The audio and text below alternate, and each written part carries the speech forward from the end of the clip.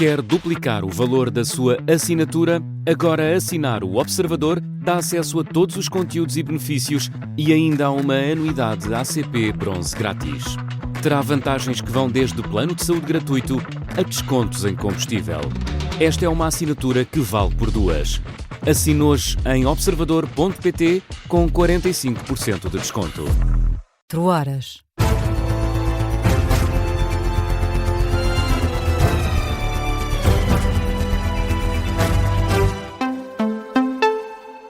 As notícias com Beatriz Félix. Boa noite, vamos às notícias na Rádio Observador. 32 soldados cubanos morreram durante o ataque à Venezuela, levado a cabo pelos Estados Unidos, um anúncio que foi feito pelo presidente cubano Miguel Díaz-Canel, que assumiu que as tropas cubanas estavam em solo venezuelano dia 3 de janeiro e que 32 soldados acabaram por morrer na sequência da operação militar norte-americana. Esta que é uma informação também confirmada por Donald Trump este domingo, que diz que muitos cubanos morreram a proteger Nicolás Maduro. Ora, o presidente cubano diz, através de um comunicado, que os soldados cumpriram o dever com dignidade e heroísmo e apenas caíram depois de uma resistência feroz no combate direto contra os atacantes. Condena também os Estados Unidos, que classifica como Estado terrorista, não só contra o povo da Venezuela, mas também contra todo o continente americano. Os próximos 2 dias em Cuba vão ser de luto nacional. E antes deste comunicado surgiu a primeira reação de viva voz de Edmundo González, depois de Nicolás Maduro ter sido capturado pelos Estados Unidos. O opositor do presidente da Venezuela apela aos militares para que cumpram o mandato soberano das eleições de 2024. A comunidade internacional reconheceu González como o vencedor legítimo, mas quem ficou no poder foi Maduro. Agora, num vídeo, dirige-se aos militares, Edmundo González dirige-se aos militares na qualidade de chefe de Estado. Como presidente dos venezuelanos, faço um apelo sereno e claro à Força Armada Nacional e aos corpos de segurança do Estado. O vosso dever é cumprir e fazer cumprir o mandato soberano expresso a 28 de julho de 2024. Como comandante-chefe, recordo que a vossa lealdade é para com a Constituição, com o povo e com a República. Este é um momento histórico. Assumimo-lo com serenidade, com claridade e com compromisso democrático. A Venezuela deve ser um país de direitos, de instituições e de esperança. E esse país, vamos construí-lo juntos. E esse país lo construiremos juntos. Edmundo González, opositor de Maduro, a pedir aqui aos militares que respeitem a Constituição e que se coloquem do lado do povo. Sublinha também que esta transição não vai ser possível enquanto houver um único venezuelano preso de forma injusta. Mesmo assim, neste vídeo não há qualquer referência direta aos Estados Unidos. E esta segunda-feira é Delcy Rodrigues quem toma posse como presidente interina da Venezuela. Até aqui, vice-presidente Maduro viu o Tribunal Supremo de Justiça do país dar os poderes a Delcy Rodrigues. A Força Armada Nacional Bolivariana também já declarou apoio em comunicado. Ainda assim, os militares sublinham que Nicolás Maduro é o líder constitucional autêntico e genuíno. Maduro, que vai ser presente a juiz também esta segunda-feira nos Estados Unidos, para onde foi levado de avião depois de ter sido capturado na madrugada deste sábado. É ouvido às 5 da tarde, hora de Lisboa, quando for meio-dia em Nova Iorque, pelo juiz Alvin Hellerstein, no Tribunal Distrital da Baixa de Manhattan. Entretanto, Espanha juntou-se ao Brasil, à Colômbia, ao Chile, México e Uruguai para condenar as ações unilaterais dos Estados Unidos na Venezuela. Numa posição conjunta, estes 6 países falam numa violação de direito internacional e sublinham que é um precedente perigoso para a paz e para a segurança regional. Já este sábado, o primeiro-ministro espanhol, Pedro Sánchez, tinha dito que não reconhecia Maduro como presidente da Venezuela, mas também avisou que não iria reconhecer como legítimo o ataque norte-americano. E depois da Venezuela, a Colômbia pode estar na mira de Donald Trump. O presidente norte-americano diz que soa bem a ideia de levar a cabo uma operação militar também na Colômbia. Isto em conversa com os jornalistas a bordo do Air Force One. Trump deixou também duras críticas ao presidente colombiano, Gustavo Petro, que acusa de ser um produtor de droga e tentativa de a vender aos Estados Unidos. mas diz que isso não vai durar muito tempo, portanto, deixa em aberto se a Colômbia poderá ou não vir a ser alvo de uma operação militar. Ainda na atualidade internacional, Volodymyr Zelensky diz que a Ucrânia está preparada para continuar a combater se a via diplomática falhar. Esta é uma convicção apresentada pelo presidente ucraniano depois de anunciar que esta semana vai ser marcada por vários contactos na Europa. Diz então que a Ucrânia vai estar preparada para ambos os cenários, a via diplomática ou a via da defesa ativa, caso a pressão dos parceiros sobre a Rússia seja insuficiente. Já do outro lado, precisamente a Rússia afirma que a Ucrânia tem atacado Moscovo diariamente com drones desde o início de 2026. É o que consta dos dados divulgados pelo Ministério da Defesa russo, que garante que Kiev mudou de estratégia em relação aos ataques. Por isso, diz que, ao contrário daquilo que acontecia antes, a Rússia fala agora em ataques diários por parte da Ucrânia. E falamos agora de eleições presidenciais. Entre as primeiras em 1976 e as últimas em 2021, o número de eleitores em território nacional aumentou 44%. A percentagem sobe para os 70%, se incluirmos os imigrantes que passaram a votar neste tipo de eleições em 2001. Os números são divulgados pela Pordata há cerca de 2 semanas de mais umas eleições para o Palácio de Belém e com um número recorde de candidatos. A base de dados estatísticos da Fundação Francisco Manuel dos Santos reúne informações que ajudam a fazer um retrato da evolução das presidenciais em Portugal, isto porque já houve 10 nos últimos 50 anos e, Rui Casanova, há várias curiosidades a ter em conta para uma nova ida às urnas.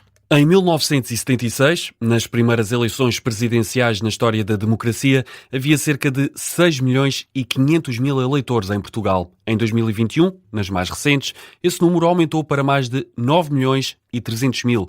É uma subida de 44% e, se tivermos em conta os círculos do estrangeiro, a percentagem dispara para 70%.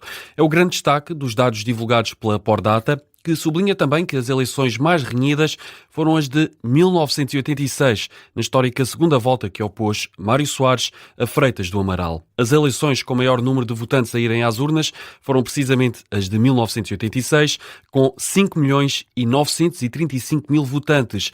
A abstenção mais baixa de sempre, de 15,8%, foi registada antes, em 1980. Já as presidenciais de 2021 foram as que tiveram a maior taxa de abstenção, com quase 61%. Outra curiosidade, os presidentes eleitos para um primeiro mandato, Ramalho Eanes, Mário Soares, Jorge Sampaio, Cavaco Silva e Marcelo Rebelo de Sousa, foram reeleitos e todos, à exceção de Ramalho Eanes, tiveram uma maior percentagem de votos válidos na reeleição. Mário Soares foi quem mais aumentou essa percentagem, com uma subida de 19 pontos percentuais. Olhando para o território continental, o padrão de votos do distrito de Santarém esteve sempre próximo da votação nacional.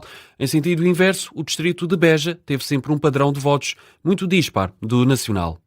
Rui Casanova, com o retrato da Pordata, a base de dados estatísticos da Fundação Francisco Manuel dos Santos sobre a evolução das eleições presidenciais entre 1976 e 2021. Os dados mostram também que os imigrantes portugueses votam pouco nas eleições presidenciais. Desde 2001, a taxa de abstenção ficou sempre próxima ou acima dos 90%. Em 2021, havia 1 milhão e 500 mil eleitores aptos para votar no estrangeiro, um número que a Pordata descreve como expressivo. A campanha está na estrada. O primeiro dia oficial foi este domingo. Domingo em que André Ventura acusou Luís Montenegro de ter medo e de ser esse o motivo para o primeiro-ministro ter ido a um almoço de Marcos Mendes logo no arranque da campanha. Foi então na batalha que o presidente do PSD e primeiro-ministro fez um pedido, o de que não se brinque aos votos nas presidenciais e que se concentrem as preferências dos eleitores em Marcos Mendes. Ora, André Ventura diz que isto é um sinal de medo de que ele próprio, o líder do Chega, passe à segunda volta. Eu acho que o Primeiro-Ministro não devia ter entrado na campanha presidencial, acho que é um erro que cometeu, mas sobretudo mostra que está com medo de alguma coisa. E se está com medo de quem pode estar na segunda volta e se acha que tem receio de eu ir à segunda volta das eleições, é porque não está a fazer as coisas bem.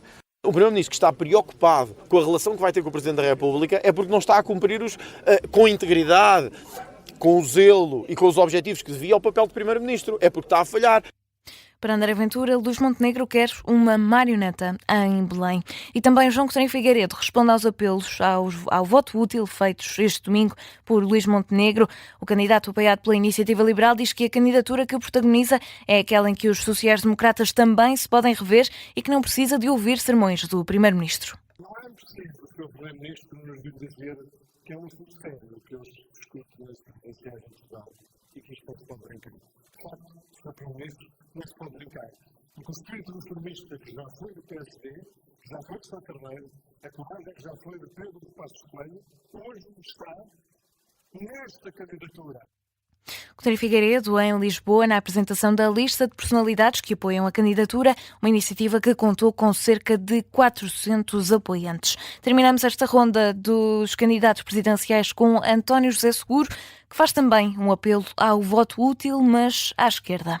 O espaço democrático à esquerda, ao centro-esquerda, corre o risco de ficar de fora da segunda volta. E isso teria consequências profundas, não para o partidarismo, mas para o país e para o equilíbrio democrático. Por isso digo com muita frontalidade, o voto em António José Seguro é um voto útil para garantir à esquerda e ao centro-esquerda a presença na segunda volta. O candidato apoiado pelo PSD diz que a vitória é possível. Apresentou este domingo a Comissão de Honra com mais de 1.500 pessoas de diferentes áreas da sociedade, incluindo socialistas. A campanha para as presidenciais arrancou este domingo. Vai contar com uma intensa cobertura da Rádio Observador todos os dias até ao dia da eleição, dia 18 de janeiro e, claro, também no pós-eleições. Nesta edição há ainda tempo para falar de futebol e do Porto, que ampliou a vantagem sobre o Sporting no campeonato. Os Dragões foram aos Açores vencer o Santa Clara por 1-0. O treinador dos Azuis e Brancos, Francesco Farioli, fala numa vitória merecida.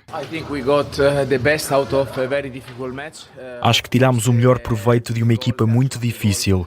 É claro que a jogada do golo aconteceu devido a um infortúnio do guarda-redes deles, mas no final acho que no geral merecemos a vitória. Criámos boas oportunidades, atacámos bem, atacámos com estrutura num campo que, como todos sabemos, é realmente complicado, contra uma equipa que está muito bem organizada, com jogadores muito rápidos e muito fortes em momentos de transição. São declarações de Francesco Farioli à Sport TV. O Futebol Clube do Porto tem agora 49 pontos, mais 7 do que o Sporting. O Benfica segue também neste campeonato mais atrás, com 39 pontos. E fechamos com um alerta do IPMA por causa do frio que se vai fazer sentir nos próximos dias e que vai ser mais intenso já a partir desta segunda-feira e até quarta. Bragança, Viseu, Guarda, Vila Real, Castelo Branco, também os distritos de Porto Alegre, Évora, Beja e Faro vão ter valores bastante baixos de temperatura mínima. Estão por isso sob aviso amarelo decretado pelo Instituto Português do Mar e da Atmosfera. São 9 os distritos, em alguns casos até com temperaturas negativas. Por exemplo, Guarda vai chegar aos 5 graus abaixo do zero, Bragança menos 4, Vila Real aos menos 2 e Viseu e Braga vão chegar a marcar menos 1, ou seja, 1 grau negativo nos termómetros nestes dois distritos. E assim fechamos este jornal das 4 da manhã. A informação fica por aqui, está de regresso às 4h30 com a síntese de notícias.